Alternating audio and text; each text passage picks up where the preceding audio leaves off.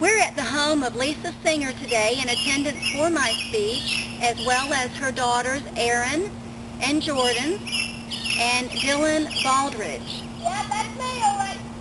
Tens of thousands of people still die in America from measles, rubella, diphtheria, pertussis, and other vaccine-preventable diseases. Parents have a moral responsibility to protect their children and others from these diseases with vaccinations, despite the growing controversy against doing so.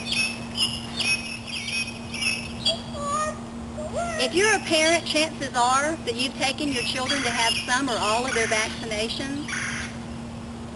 And most states require proof of immunization with the child's shot records in order to gain admission into schools.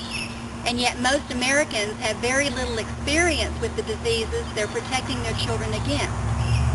This means that vaccinations have done their job. And yet, according to Drs. Paul A. Offit and Louis M. Bell in their book, Vaccines, What You Should Know, though often unseen, these menaces of disease still pose a threat. For example, the winter of 1990-91 was a terrifying time, as more than 55,000 reported cases of measles swept across the United States, with most of its victims poor, unvaccinated, black and Hispanic babies and toddlers in big cities like Philadelphia. For the first invasion of Iraq, rubella made a comeback, with more than 1,000 cases infecting and including congenital babies who were threatened with brain damage, blindness, deafness, and heart defects.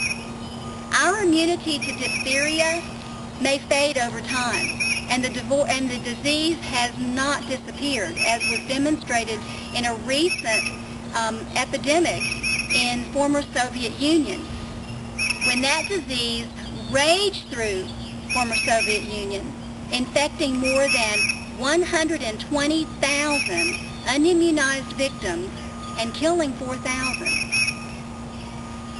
According to 2003 data, the reported cases of pertussis, which is whooping cough, have increased since 1979 by 10,630 cases.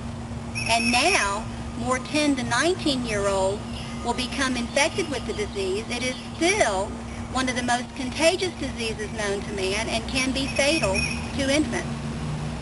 Teenagers who have made it to the age of 13 without getting chickenpox are more likely to develop a more severe case of the disease and have an increased likelihood of experiencing pneumonia or encephalitis, which is inflammation of the brain, and 15 times more likely to die from the disease. Now, thanks to airplanes, we can travel across continents in a matter of hours, and so can disease. While at the same time in the United States, vaccine critics with controversial objections to vaccinations arouse suspicions and cause health threats. Former Associated Press correspondent Arthur Allen, in his book, Vaccines, The Controversial Story of Medicine's Greatest Lifesaver, offers insight into the complexities and controversies in the field of immunizations. For example,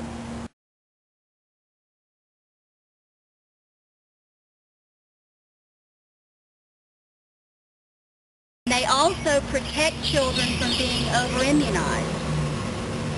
And yet vaccine critics Fisher and Phyllis Shepley believe this to be a step toward tracking Americans to deny access to schools and universities, and believe it to be a plot by the American government to control Americans, an opinion which is arousing suspicion about a program that has been proven to work. Diseases still exist in the developing world, as was exampled in 2002 when 6 students from Maharashi University in Fairfield, Iowa, flew to India for spring break and got measles. Part of an American cult a Hindu cult that shuns vaccinations, either on the airplane or in Iowa. They exposed more than 1,000 people to the disease, forcing that state to organize a large quarantine effort.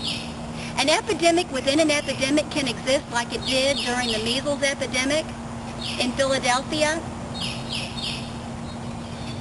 when the tabernacle congregations, faith tabernacle congregations, refused to allow their children to receive any vaccinations or any medical treatment, fighting the health officials, even in the face of death. As the parents waited and were waiting for answers to their prayers, their children had developed pneumonia and had become dehydrated. All the while, 480 children became infected and 5 children died. Evidence shows that vaccinations have done their job, and yet these unseen menaces of disease still pose a threat. Despite growing controversy regarding this age-old practice of immunizations, modern-day resurgence of these diseases prove to proponents that they simply cannot afford to allow vaccine critics to ultimately decide their children's fate. Are there any questions? Do you have any questions, Lisa? Not at this time. Do you have any questions, Jordan? No. Do you have any questions? I don't think so. Dylan, what about you? Do you have any questions? Yeah, like what causes these diseases? What causes the diseases? Yeah. Well, that's actually bacteria very often causes the diseases. Diabetes, does that cause it? Now, diabetes is not a disease that can be protected against with immunization. Oh, okay. Our speech is about diseases that can be prevented with vaccination. Oh. All right, very good question, Dylan. Thank you for that question. Very good. Yeah. All right.